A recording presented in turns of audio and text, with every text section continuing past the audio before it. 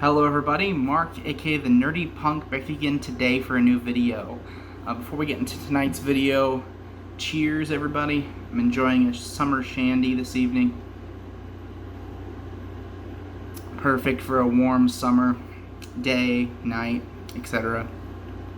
So tonight's video that I'm going to be doing is another one of these updates on everything that I've been watching movie related. I had been doing these ever since the quarantine started, so I've done two of these videos before, basically giving very short reviews on all of the movies that I've been watching as of late. Now, I did this mainly because with quarantine I've got plenty of time to watch movies, and I also kind of wanted to give you guys a little bit of an insight as to what I watch on a regular basis, and my thoughts maybe on some movies that I haven't gotten the chance to do like in-depth reviews of or anything. So, of course, over the past 3 months or so since quarantine started, things have started to change. So like in most states throughout the country, stores are beginning to open back up again, restaurants are opening back up, and of course, movie theaters are opening back up across the country, which I'm incredibly excited for. I still have not been to the movies since either early March or late February of this year, so it's been almost 4.5 months since I've been to a movie in a movie theater. And the movie theater closest to my house opens on July 1st. And then the AMC theaters, which is where I go most often, they open up on July 15th. Of course, the big movie coming out is going to be Tenet, directed by Christopher Nolan, and that movie will come out on July 31st if it doesn't get delayed again. So, not exactly sure when I plan on going to the movies again for the first time, but I plan on making a video of that. Just to kind of go over the experience and everything, the requirements for social distancing and everything in the theater. I do know that the original Tenet release date was July 17th, and instead of releasing Tenet on that day, they're going to re-release Inception for its 10th anniversary, and Inception is one of my favorite movies of all time, so I plan on probably going to see that when they re-release that. So that may be the video to look out for. Until we can go back to the theater, the best thing is watching movies at home. So I'm going to go over a list of about 10 to 15 movies that I've been watching over the past couple weeks in quarantine. Alright, before we get started with the stack of Blu-rays that I have here, I'm going to go through what I've watched on the streaming services. So I mentioned in my last quarantine movie update that I had purchased Disney Plus, and I was attempting on rewatching the Marvel Cinematic Universe. Now, one of the things about me is I get very ADHD almost when it comes to the movies that I watch.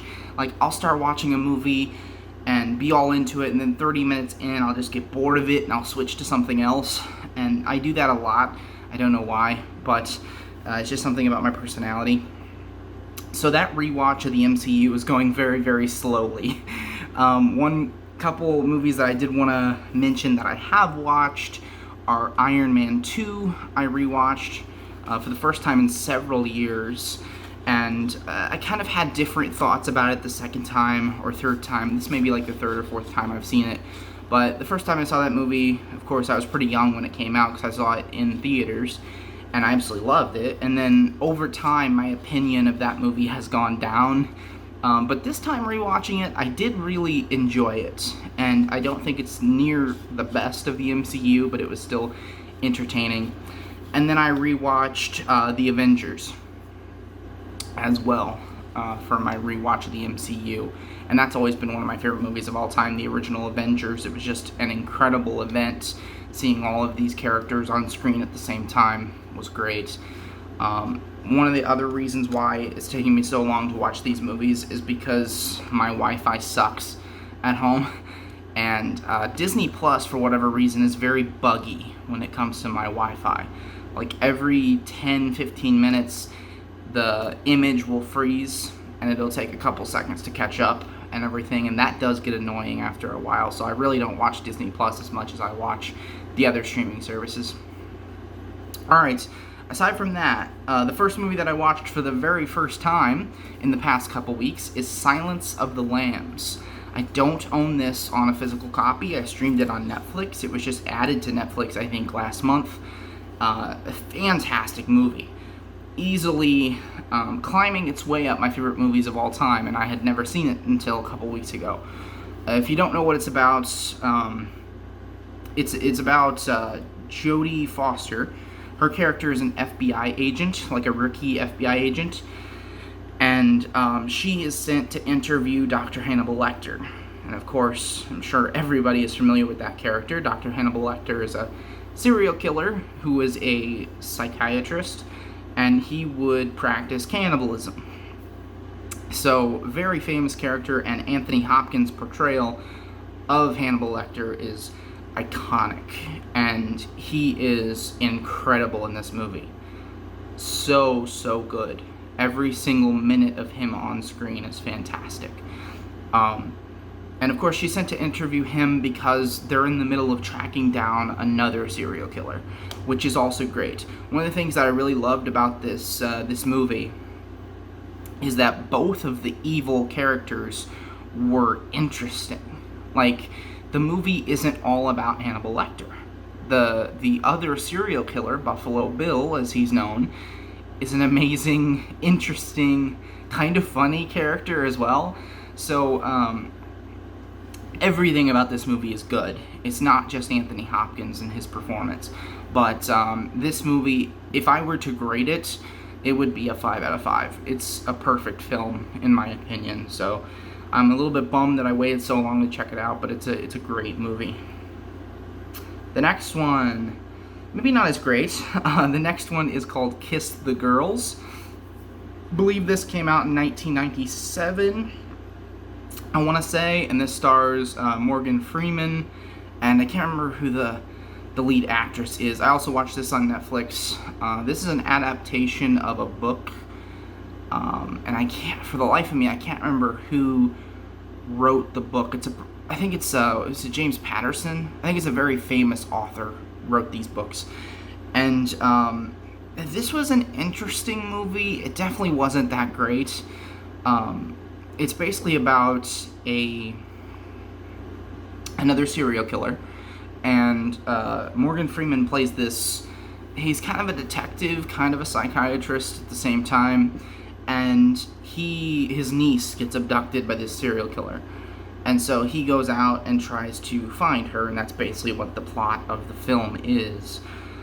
I thought there was a lot of work that could have been done with the characters. I didn't really invest too much in the story.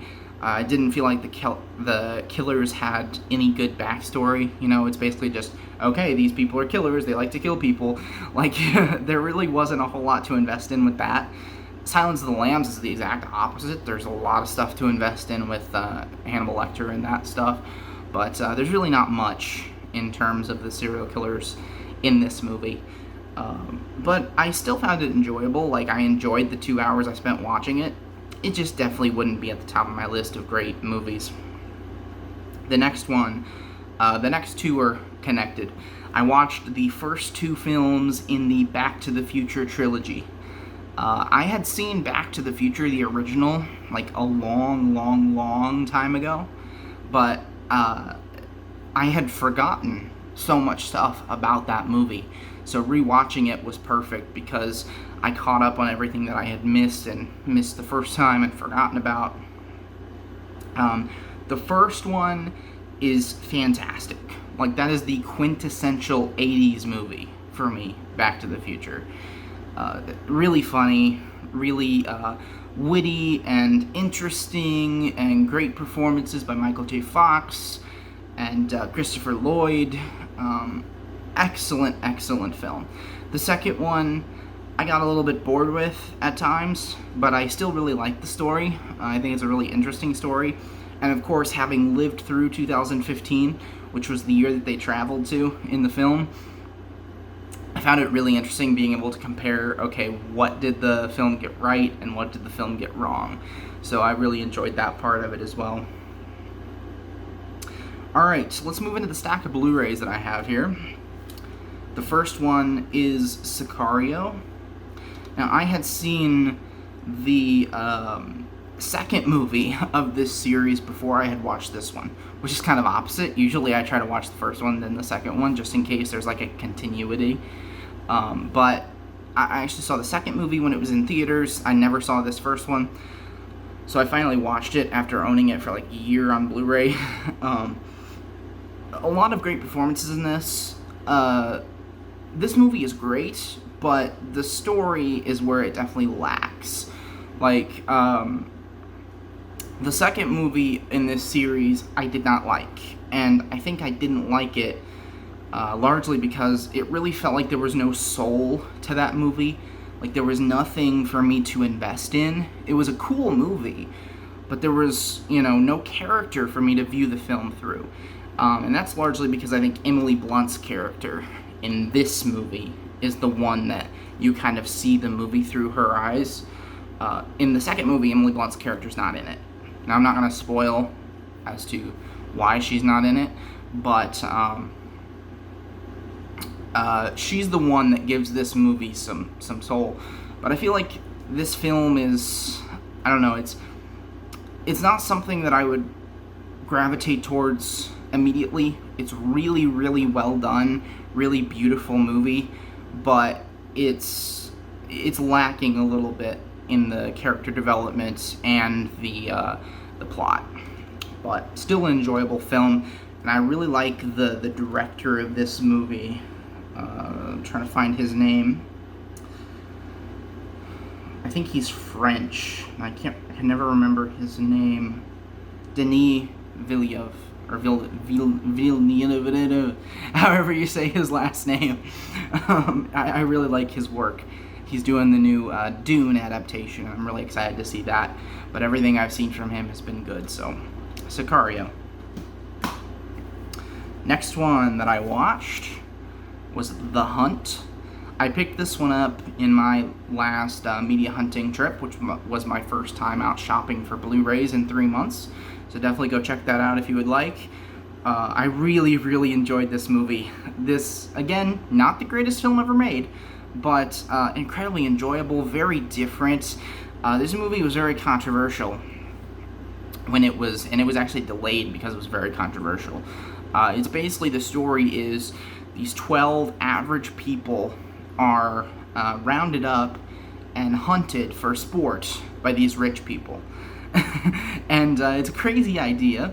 It's been done before. There's a very famous short story from a long, long time ago of this rich guy that liked to hunt people. But it's very unique. You really don't hear about it as much today, and it's kind of controversial for that fact. Like, this movie was originally supposed to be released like right after a mass shooting, and I can completely understand why they did not release it then. There's a time and a place for this movie, but I really enjoyed the way that they approached the humor in this film, and they kind of made maybe a not so subtle social commentary with this movie about kind of the state that America is at politically, and how we treat one another who have opposing political views. And I really enjoyed that message, because I believe very strongly in what I believe politically, but I've always believed that whether you're Republican or Democrat, conservative or liberal, everybody loves America, and they want it to be the best that it can possibly be. The only thing that we disagree on is how we get there. And I think a lot of times people today lose the fact that the other side loves America just as much as you do. And just because they may be criticizing America doesn't mean they don't love it and want it to be better. It saddens me to see people get into Twitter wars and arguments on Facebook and all that stuff. And this movie, while it was funny and lighthearted, did have a bit of a message to it as well, which I enjoyed. So I definitely recommend checking this one out. Take a break here.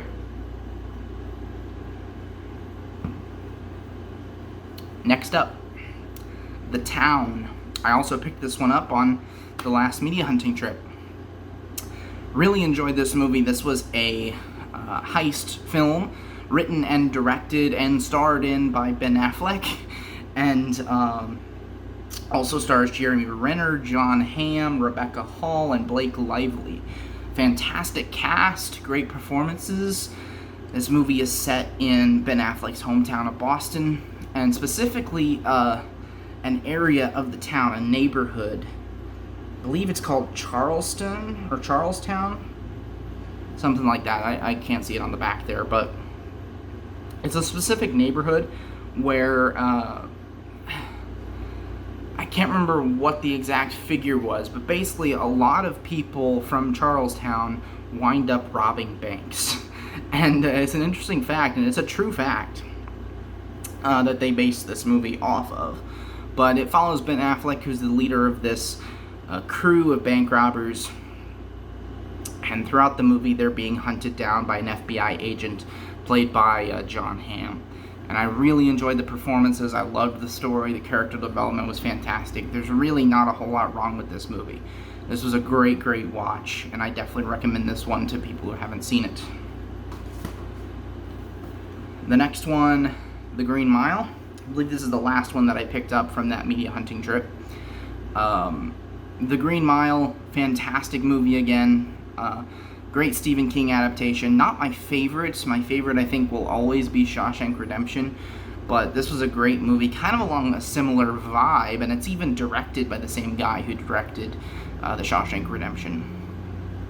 But excellent performances by Tom Hanks and the late Michael Clark Duncan, who plays John Coffey in this movie. And this one, oh my god, this one was so emotional. I cried at multiple points in this film, and I don't cry a lot, but I don't see anything wrong with crying as a guy. You know, crying is not a sign of weakness. It's a sign that you care about people and that, you know, you can feel emotions, which is a great thing. But yeah, I don't cry a lot at movies, and I was in tears at the end of this film. I did not expect, and I guess I should have since the Stephen King adaptation, but I did not expect the supernatural elements to come in this film. And they did, and it was unique and interesting. Great story, of course, with any Stephen King story I think is great. So The Green Mile is a fantastic movie as well. Next one that I watched, 31, Rob Zombie movie. I think now I only need to see 2 of Rob Zombie's full-length movies, and then I'll have seen all of them. I love his work with the Devil's Rejects trilogy, and I enjoy his remake of Halloween as well. I haven't seen his second entry into the Halloween franchise, but I believe I still need to see Lords of Salem and the Halloween 2, of course. But 31, different movie, but an enjoyable one. I definitely wouldn't say it's the best slasher movie I've ever seen, but it was definitely entertaining. Basically what you have here is you have a group of people who work for a traveling circus, and they get abducted by these crazy people, and basically they sick people on them to kill them. And it's like a survival game, kind of like a Saw film. It's like a survival game, kind of like that, but there's really not a whole lot of social message behind it like there is with the Saw films. So maybe that would be something that's kind of lacking from this film. But the guy who plays this character, and I can't remember the actor's name. He was also in the 3 from Hell movie that just came out last year by Rob Zombie. I loved his performance in this. He's kind of like the main villain in a way, but he was really entertaining, and I really liked watching him perform in this film. So yeah, a really enjoyable movie. Again, not the greatest, not the best Rob Zombie film, but definitely entertaining. Alright, the last one, and my foot's going to sleep there. The last one is The House That Jack Built. Whew, this movie is nuts. It's written and directed by Lars von Trier, which, of course, if you know anything about Lars von Trier, all of his movies are insane, at least the ones that I've seen. Very graphic in their depictions of violence and sexuality and those kinds of things. And for whatever reason, it's just a part of my personality that I like art that has a shock value. I don't know why, I just find it interesting. And I love like musicians like Marilyn Manson's the first one that comes to mind. You know, his music is all about shock value, and Lars von Trier's movies are all about shock value. But some of them have a really good message to them as well. This one I thought was really good in parts, but also not so great in parts. There's a very long expose towards the second half of this movie about art and kind of debating what art is and what it's not. And there's a big debate about certain infamous world leaders like Adolf Hitler and Mao from China. It gets nuts. And to be honest, like, that did not need to be in the movie. It absolutely didn't. And I feel like the movie would have been better without it. But I don't know. I almost feel like the scenes in this movie that were great were the ones that Matt Dillon were in. Matt Dillon, of course, plays the lead role in this. Jack, who's a serial killer, and it follows him around for 12 years. It kind of does it in an episodic manner. Sorry. Where he has like 5 major events that they follow him through, and I really enjoyed his performance. It was a fantastic performance. I enjoyed those scenes. The scenes that I didn't much enjoy were the kind of ones where it gets all crazy and gets all into the philosophical debates and stuff. Like, I like that stuff, but it took away from the film, in my opinion, if that makes sense. I still enjoyed it, and if kind of pretentious art house movies are your thing, then you might like this. So that's it. Those are the movies that I have seen in the past couple weeks. Go ahead and leave me any comments down below on anything that I've talked about or anything that you've been watching lately. I hope you guys continue to have a great summer, and hopefully things can get kind of back to normal. Also, let me know your thoughts on movie theaters opening back up and whether you're going to be one of the first to go out and see a movie in theaters again. I know I'm ready for it. Of course, be safe, you know, don't do anything stupid like wear your masks and hand sanitizer and stuff.